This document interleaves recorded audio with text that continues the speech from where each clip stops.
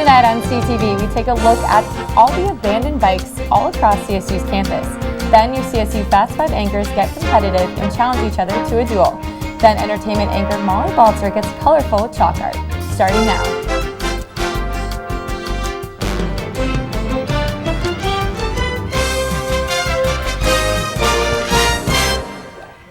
Thank you for tuning in this evening for Collins and CSU. I'm Bailey Lakey. And I'm Kay Bennett.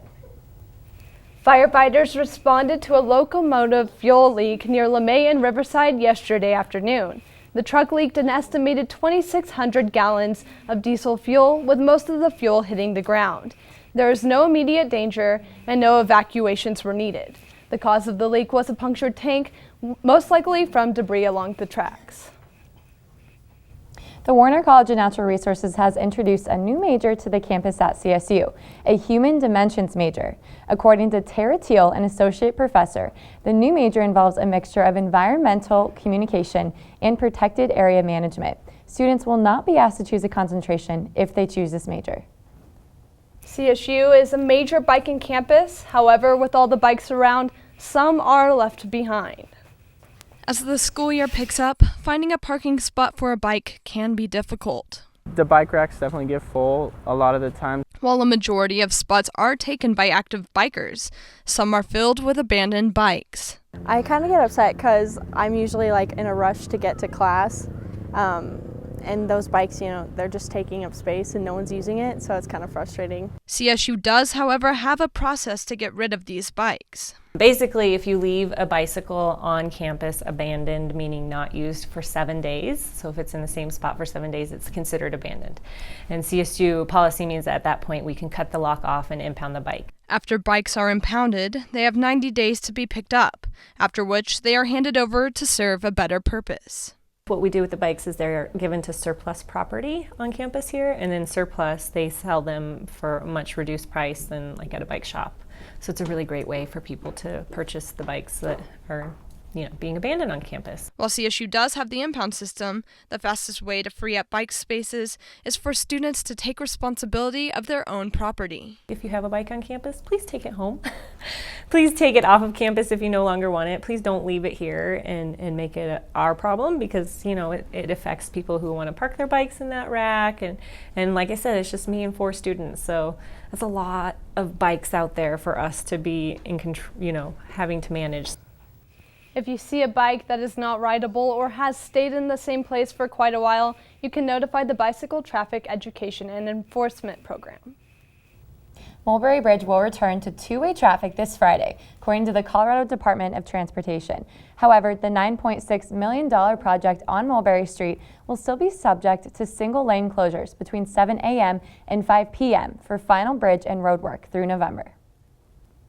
The Democratic Party debate aired last night on CNN to record-breaking viewership, according to the Nielsen scan. They are reporting that 15 million viewers tuned in online and on TV. This is a sharp increase from the last Democratic debate in 2008, which only pulled in 9.8 million viewers. We want to know what you think about the candidates. Tweet us at the Collegian Twitter using the hashtag #DemDebate.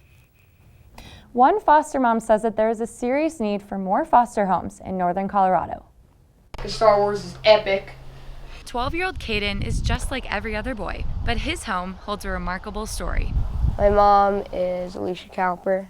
My favorite color is pink. I was adopted when I was 4. Caden's mom is licensed to home up to 9 foster kids and currently homes 8.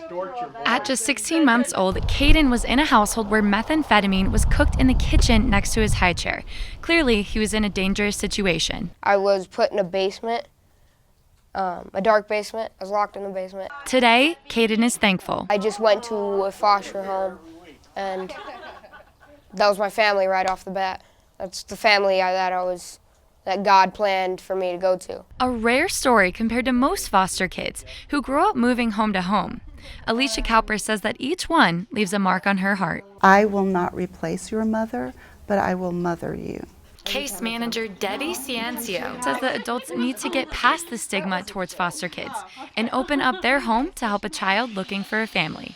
And we need foster parents. We need good parents who would really want to make a difference in a child's life. One CSU sophomore was taken away from her parents at 8 years old and found her voice from what she went through. I learned to love myself because it was really hard growing up and not realizing like what happened and knowing the truth and just thinking it was my fault. And my foster family, they just really helped me understand that it wasn't my fault and that it's your parents' decisions, not yours. A similar lesson that Caden experienced. And now his home is filled with laughter, puppies, and most importantly, a loving family. For more information about the foster system or if your family is considering fostering, the Copers recommend Frontier Family Services. Next up, Madison Sloan will break down your weekly weather forecast. Stay tuned.